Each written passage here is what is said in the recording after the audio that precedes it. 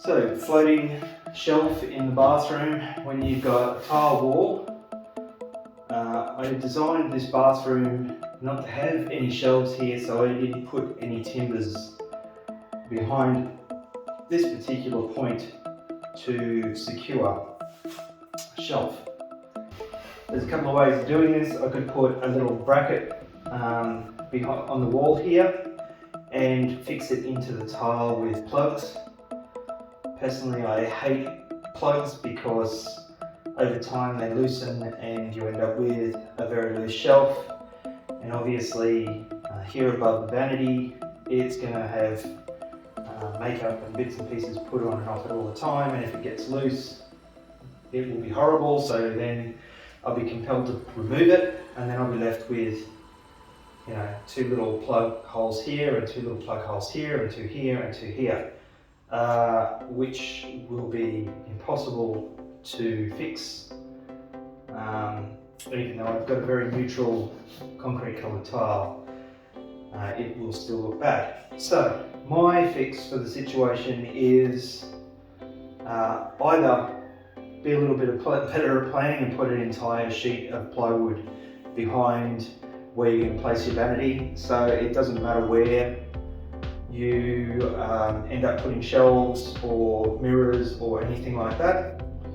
Or potentially what I like to do is use a larger diameter ceramic hole saw to create a hole in the tile that allows me to actually use a dowel into the wall that's glued into the shelf. That way, as I fix it to this wall where I know there is some framework to fix into, this will be doweled into that concrete work or into that tile work and won't want to move. I don't need to glue this to the wall or this into the tile work, because the fixing points, the firm fixing points on this side will hold everything true, and this will be there purely as a load bearing mechanism.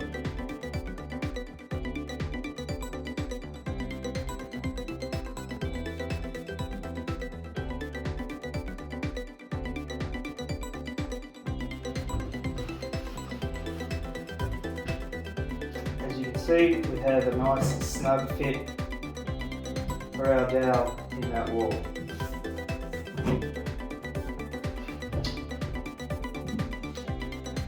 So the next component, as I said, I know where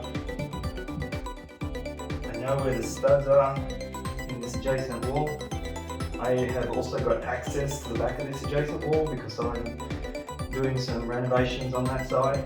So I'm not particularly concerned about where these holes go in regards to the structure back there, as I'll either hit a stud or I'll be able to put a backing plate in where needed. So I'm simply going to mark where I think an appropriate position to drill a hole would be.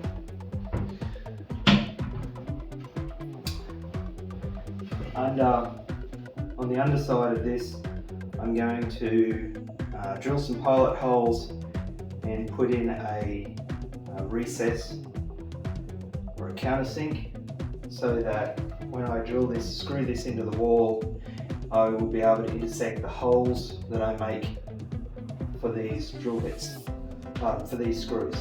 Obviously, it's going to be a bit of a target to try and hit, especially screwing on an angle. So again, I'm going to use this larger hole saw to cut these holes as well.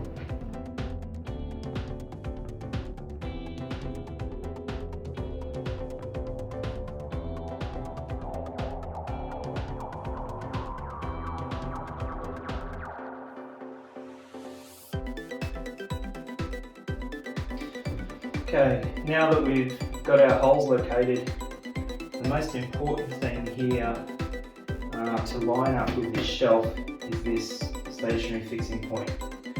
These guys can be manipulated by the holes that I'm going to drill from underneath.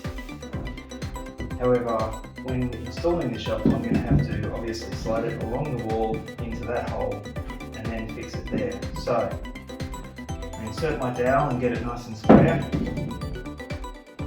Put it in a position where I want to have it. And then just give it a bit of a hit. Give me a bruise on the back of the piece of timber where I want that position. Right, dowel's in position. And now test fit it against the wall.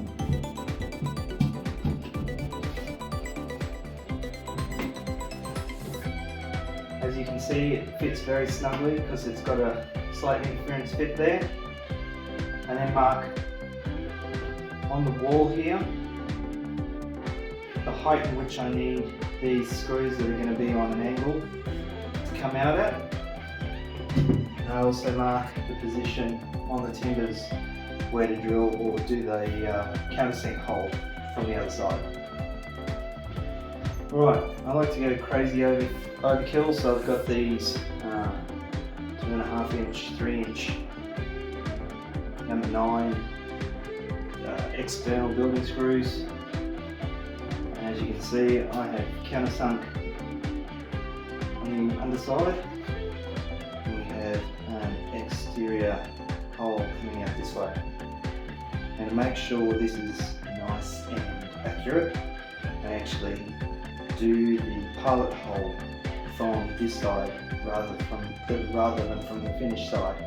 That way I know exactly where this screw is going to come out in relation to the wall.